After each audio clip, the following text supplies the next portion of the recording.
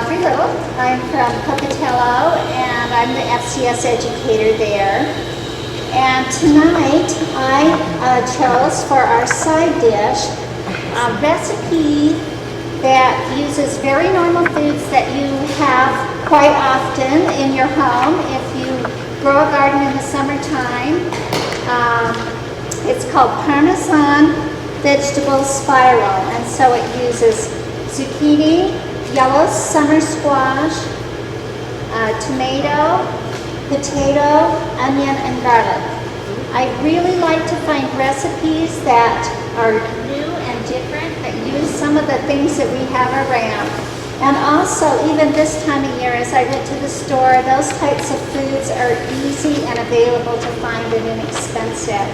Summer squash is a great vegetable to have. It's low in calories in comparison to winter squash. And also it creates a beautiful design, is what we're going to show you tonight with the spiral when you interchange the colors. The recipe calls for 1 onion that needs to be chopped up. You just do a medium onion and you chop it up and you cook it until it's translucent. After you have got that heated up, which takes about 8 minutes, I have found, then garlic, here it is. You'll want to add a clove of garlic for about a minute is all it really needs to cook, just to get it so that you have a little bit of garlic in there and it just browns a little bit. If you leave the garlic in too long, it browns much faster than the onion, and you really don't want that to get that brown. You just want it to be, I don't know if you can smell that yet, but I can smell that. It calls for a teaspoon of olive oil to put in with your onions to start out with, and I had already done that. Now with your baking dish, I found a round baking dish, but the samples that you're going to have tonight have been in a 11 by 13 pan. So if you've got a big group, you can just do them in rows rather than in the spiral. You'll want to put in a little bit of cooking spray. Let's see if you can see. I'm wondering where is the best place to garlic. I'll put it right here. So we've got our onions ready to go. I'm going to turn that off. We're just going to put them in the bottom of the baking dish. Now, if you really are getting into barley, you could also mix these onions with some barley and put the vegetables on a bed of barley and onions. I think that would be very good. I didn't get a chance to try that at home, but my husband really liked this recipe and my grandchildren that tried it. So, the next thing that you're going to want to do is chop up your vegetables, 1/4-inch slices, and there are a variety of slicers on the market. This particular one I got at Bed Bath & Beyond. It's very simple, it was inexpensive, or you can use your Cuisinart, you can use a mandolin, you can use a variety of things to cut your vegetables. So we will put some veggies in here and slice them up into 1/4-inch slices. Hopefully you can see that. It's just a little bit.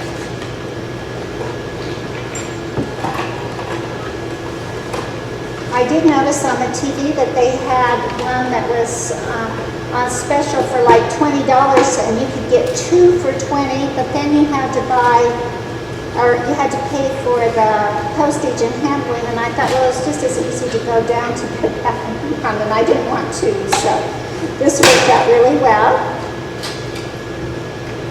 Just to be able to make a nice 1/4-inch. And it does call for potato.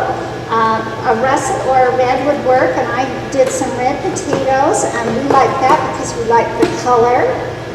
And then I'll get a And be careful with these because they do have really sharp, if they don't go all the way through, they have really sharp blades and you don't want to cut yourself. So, okay, so once you get your vegetables cut, you just put them in a bowl so I can see.